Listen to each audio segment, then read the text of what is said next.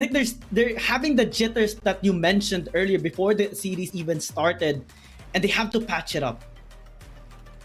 Is that going to be the thing here? Is that going to be the problem going forward here for the team? Because so far, this might be one of the problems that they need to look at. Is that how are they going to be answering that problem that they had? Rolster Y going to be picking up the Camille that was freed up by JTeam, and this could potentially change things. They banned the Fiora, which is usually the enemy to fight against whenever a Camille happens. But remember, there's still a Renekton and there's still a Riven to fight hand in hand against this Camille. Good pick though. I think KT wants to be the one setting up the tempo this time, but that leaves something very open here. That is a favorite of the CM conference, the Zoe. It's 100% ban or pick in that region. If you give it up, someone will take it. And JT, they immediately spot that opportunity and lock it in for Berry. They also as available for themselves. So in terms of setting up, in terms of crowd control, it's coming out pretty massive here on this red side team.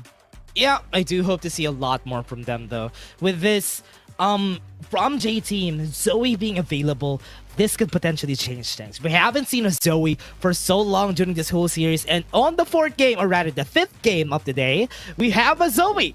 And a Gwen too, together with that. And that's like, wow, this is going to be exciting. It's a lot of AP heavy picks for JTeam. What will be the caveat? What is going to be the difference maker here on their second phase picks? That could mitigate all the APs. That's a lot of AP though. That could potentially be the AD answer that they have here. Yeah, KT so far doesn't have any tank. Maybe the Wukong a little bit in terms of the front line, but it's not the same as the others, you know. Maybe when they actually pick up a support, can be something that can actually negate most of these engages coming from JT, especially the burst that they do have. I mean, this Gwen is gonna scale up so heavily towards the late game alongside with the Zoe. It's going to be very problematic for them. Yeah, it's mostly AP as of the moment, but the damage still remains the same, and no one from the first 3 picks here on Rolster Y can actually survive the burst coming in from these champions. Maybe the Camille of Ratel, if ever he is going to be the one piloting this champion, but the others are going to shiver in fear for sure. This is one of the reasons why the Zoe is almost 100% pick or ban in the CN conference. It's just so massively making impact when it's used by a talented player, and JT, they are very talented in using this. Yeah, and with the Ezreal, the Ezreal and the Karma gets picked on the side of Rolster Y, which is really surprising for me. This is something that you see in League of Legends PC, and you don't see a lot in Wild Rift. Having the Ezreal Karma on paper should be okay, but because of the composition of JT with what they have on set, this is going to be forcing them. Look at the way that this was set up for JT. They do have Olaf, and they have 4 magic damage champions. What are you going to do when the Olaf pops off? Are you going to build armor, or are you going to build magic resist? Because most of them are magic damage too. So that's going to be a problem that Rolster Y needs to face. Because the problem that JT needs to face is there's a lot of AD. That's easily can be itemized right here for JTeam, which is just a lot of armor on their side. Yeah, and it's such a scary lineup actually here for JT. You have so much frontline, have so much scaling potential as well. And I don't think there's gonna be anyone that can stop the Olaf, except for maybe, you know, if KT can actually be able to burst him down. I mean, you have a lot of pokes in your kit, especially with the Karma, Ezreal, and the Jayce as well. Yeah, you're banking on, and maybe that's a good strategy here, because that's something that they have struggled in the previous game against JTeam, because they could not contest them head on. But still, the cons are still present here in this kind of lineup. Who will serve as a frontline? Who will go up against the Olaf and the Gragas and face off the Gwen as well? Nobody can actually tank that. And that's something that JT can actually take on this game. They will have no hesitations to go in against KT Rolster. Yeah, that is how they are going to be going around this. How are they going to be moving forward on this game with, as you said, there's a bit of problems that they need to think about whenever it comes down to it. How are they going to be facing against them? There's a lot of frontline power for them, but this bot lane might have some problems. Yeah, the poke is still present and massively useful in the laning phase. So that's something that we are going to be looking forward towards KT Rolster. And they should be trying consistently to throw at DY and Berry, of course. This might be good actually, because if KT will be able to keep DY in place and try to protect Berry, then he won't be able to do the thing that he was doing against Du earlier. Tracking him down and interfering with his farm. This time is a much safer early game for KT Rolster. Yeah, with the early game in favor of the members right here of Rolster Y, they do have a bit of damage, but with what we're seeing, the Gwen versus Wukong matchup has always been there. But the problem here is that the Gwen deals a lot more damage and has a lot more sustain, which is why Ratel is having a hard time here. Speaking of having a hard time, you might see so far KT maybe having a bit of a hard time as well, you know, whenever Yezi and DY land their pokes as well. But so far they're doing a really good job, forcing Yezi to actually back away and reset for a bit. So that is a huge win already here for KT in terms of, you know, keeping things in check and holding the members of JTeam in place. That's the key here. You know, if they want to control, if they want to pace it slow in this game, then they have to pin down the members and keep them in check at all times. Yeah, keep them in their place. That's going to be what's important here for them, though.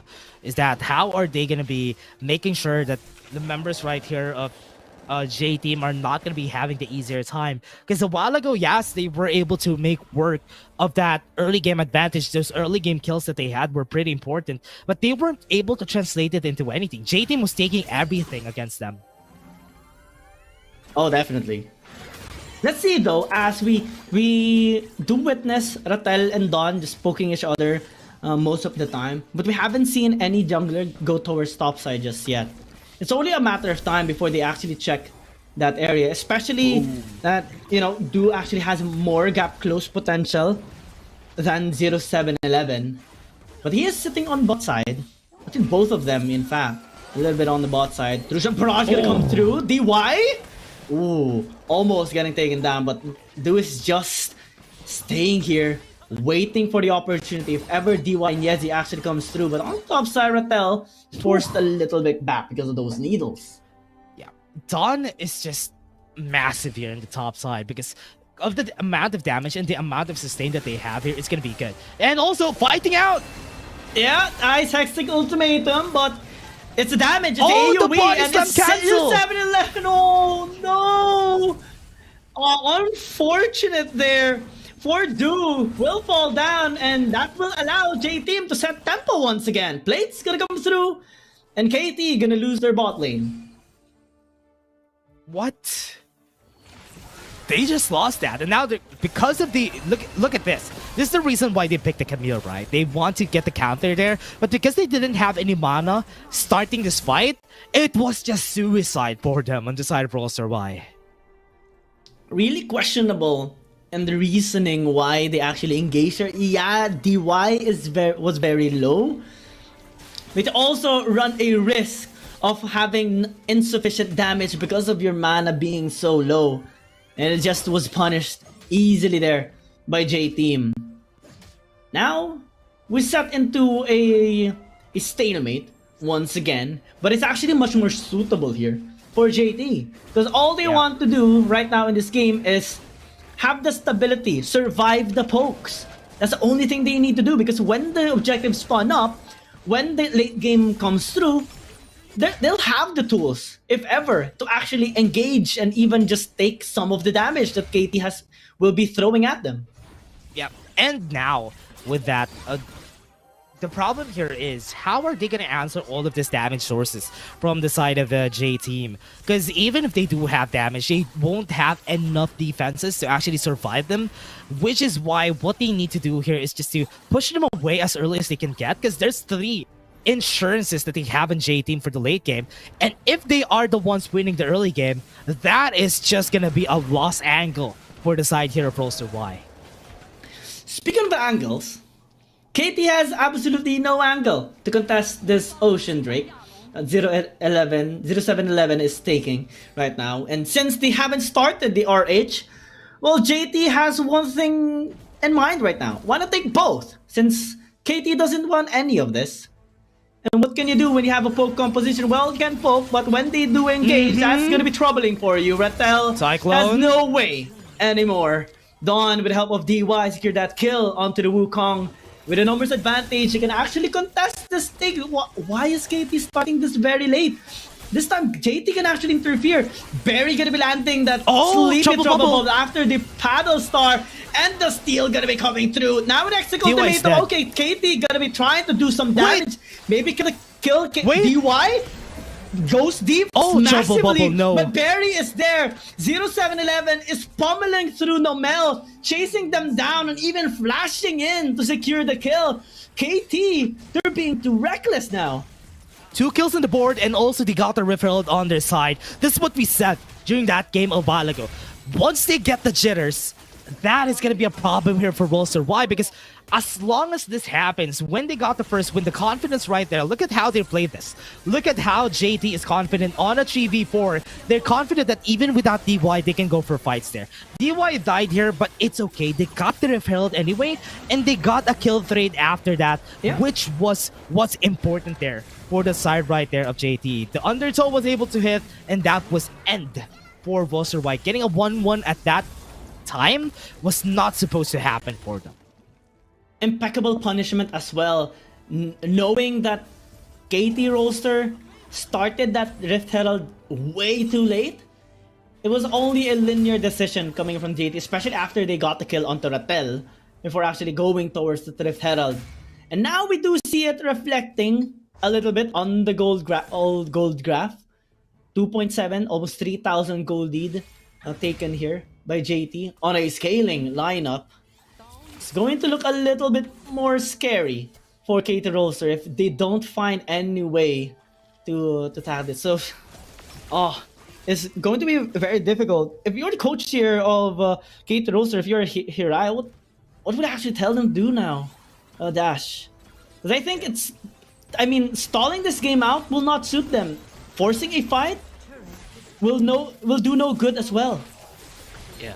One of the things that they need to do here, though, for Rolster Y is just to be patient, because they do have a lot of damage from Luna later on, and even on the late game, they might possibly be able to just single out a lot of the members here. So that is something that they need to go for, is that they wait for the chance for Luna to get those items. Once Luna gets items, that's when you try to go for a fight, and that is on the second objective.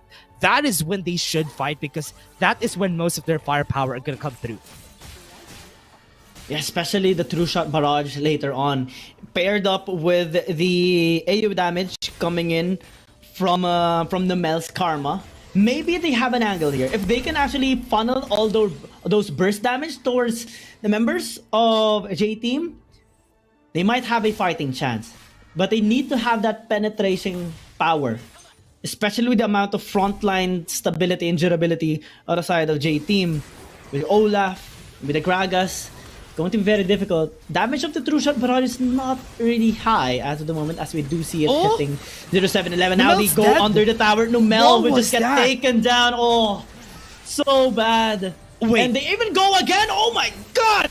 Zoe! Barry? Okay, I thought they're gonna die, but with what we've seen there, DY has always been the element right here for JTeam to actually be able to find those opportunities. But Yezi fighting 1v1.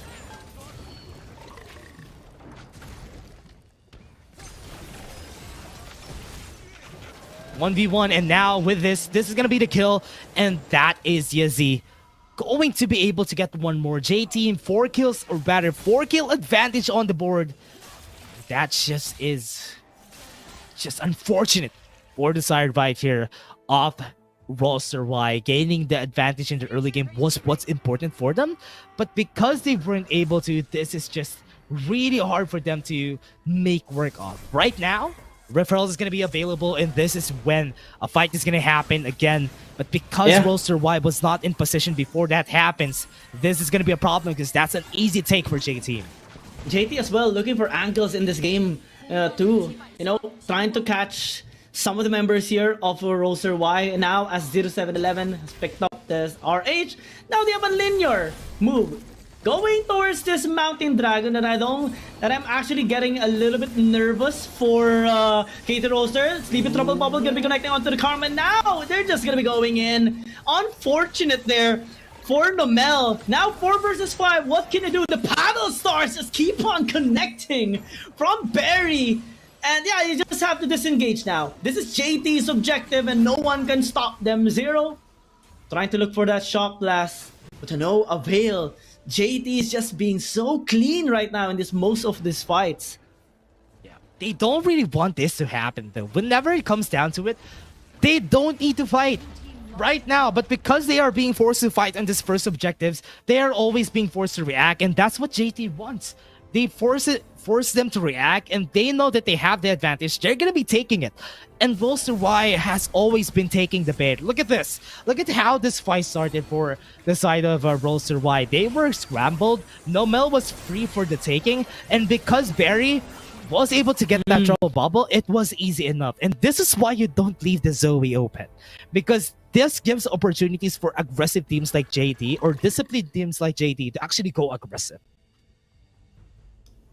The opportunities that can be laid out with the Zoe, especially when the 3P Trouble Bubble connects.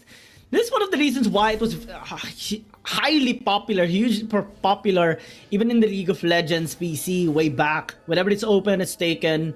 Nobody will ban it away as well. But in here in Wild Rift, it can be used in almost any part of a game, any kind of composition. You have that burst, you have that stability, you have that mobility as well because of the portal jumps, and the damage is just massive, especially that you can even use this as a flex pick. You know, you can use it in the mid lane and in the bottom lane, and JT with Barry using it even in the mid lane because the Corki was used here by Yezi. The adjustments was just so perfect here for JT. Not much can be made, and oh my god, that's just one paddle star? Oh no, delivery system, ignite, the shield. Alright, he lives, but they got a better one, the tower here in the mid lane, and nobody can actually stop them from pushing. Yeah, and that's a problem here. Even with Duo having the Camille Hacksack ultimatum, they can't even fight the fight against 0711. Now, that is an easy call because they backed away for a bit. Baron is gonna be taken by JTeam. And there is no answer whatsoever, not even a flinch from Rolster Y. Okay, that was close. That was low. Okay. At the very least. But still, JT having the stability. It's, well, the curtains are closing now for KT Rolster, definitely. So if you're KT Rolster right now, I'm trying to look for an angle here that they can actually take, but given the lineup that they have, it's just so difficult to do so. The Wukong doesn't have that much damage. Nobody can stop the Olaf or even, you know, go against the Olaf at all. And no one can reach a backline as well towards a Barry because of all the protection provided. The damage coming in from Dawn 128 as well is massive throughout this game. And if they give space, trying to split push towards the top side, it gives the room for JT to actually go towards this mid lane and bottom lane. Yeah, and with what we're seeing, this is just gonna be the end of it for Rolster Y. But again, you still have a fighting chance. One fight that they can take down Barry, that could potentially be the thing that they need here for the side of Rolster Y. Let's see if they can actually prevent them from taking this game out of them and securing this 2-0. They will lose their mid inhibitor tower. Bottom lane is next. Battle Stars missing, but still he has a million chances to do so. And their primary goal is to just get this inhibitor bottom lane just in time for a reset. And with this, actually, they already done their job. I mean, 10k gold lead secured. Few more seconds before the next dragon actually spawns up. It is actually quite interesting to see that it's just 15 minutes of the game, but we're already seemingly coming into a conclusion of this game. Yeah. And the easier we go, we are seeing them just really slowing it down for themselves, for JT especially, that they really just want to take this objectives. They took down 2 inhibitor turrets already, so that's a lot of space for themselves. So this could really start them for this next one. 15 seconds of the clock, and this is when it starts. Let's see. KT so far, checking the area here in the bottom side river. That provides safety for Ratel Xero, but Ratel is actually stuck here. Might need to just disengage. He will do, but JT will commit onto the fight. Yeah, you can throw your Cyclone, but everyone will not hesitate. This is the lineup of JT. They can just tank in the damage and push through those damage of their own. Yezi even being in the front line right now, chasing down Xero, forcing the flash away. But DY chasing him down as well. While all that's happening, the dragon is just taken there by 0711. And Xero just blown up to pieces there. They just end this game right now. Yezi and the DY and Barry just waiting for the allies. Ooh, almost onto Luna. Yezi very low. Zonias to avoid that executing damage. And it's just going to be a clean victory. A clean 2-0 as JT takes down KT Rolster. And that's going to be a win. Really unscathed, flawless for the side of JTeam, getting a 2-0 against Rolster Y. With the way they macroed during this game, it was just massive.